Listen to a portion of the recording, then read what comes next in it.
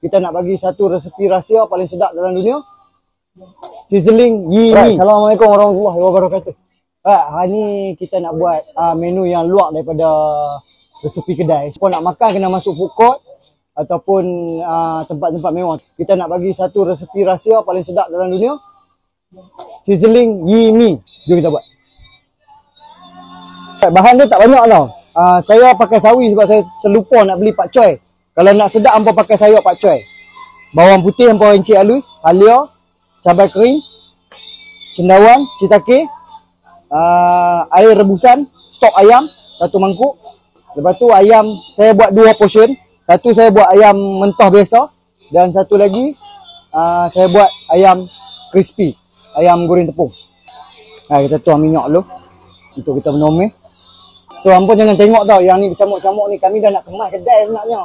Saya ambil masa untuk saya kemas kedai, stop sat saya buat konten demi hampa. Okey. Minyak kita dah panas. Kita tomeh bawang. Bawang putih. Tomeh bawang putih dulu sampai dia agak kekuningan. Lepas memasukkan ayam. Ayam mentah ni. Masak ayam yang mentah dulu. Masukkan kita punya halia. Kita masukkan cabai kering.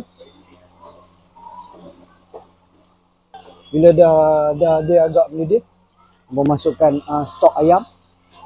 Saya buat lebih kurang 2 portion. Dan cendawan. Ayak ni jangan buang tau. Ayak cendawan. Memasukkan sikit. Agak-agak setengah. Jom kita buah perasa dia dulu.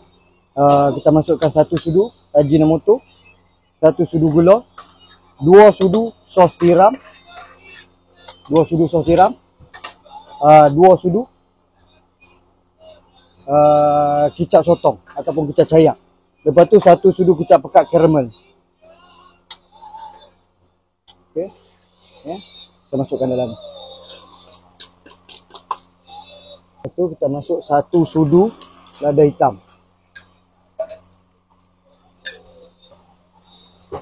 Okey, kita masuk lada suluh. Agak-agak 1 sudu. Okey, sampai dia mendidih, clear. Okey, kita bancuh 1 sudu tepung jagung. Kalau hampa nak pekat lagi boleh tambah, tak ada masalah. Okey, kita bancuh, kita kacau pelan-pelan. Sampai dia pekat.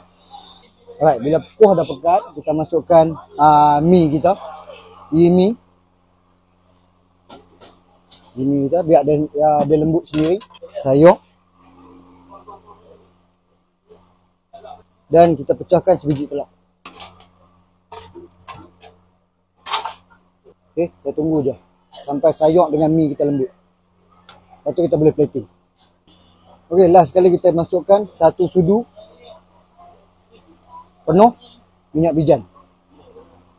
So kita pakai fry pan pun boleh je. Kalau nak makan kat rumah. Siap. Jom kita plating. Sizzling Yee Mi kita. Dia senang, simple. Tak payah beli hot plate. Ada kat rumah mesti ada fry pan kan. Jadi hampa buat kat rumah je. Hampa nak guna ayam crispy boleh, ayam mentah pun boleh, tak ada masalah. So yang mana nak cuba, nak buat berniaga silakan. Polish lagi bagi jadi sedap lagi daripada ni. Selamat mencuba. Hari Rabu buka macam biasa balik 5.30 petang sampai pukul 12 malam. Jangan lupa komen, like, follow dan share sekali. Assalamualaikum. Bye.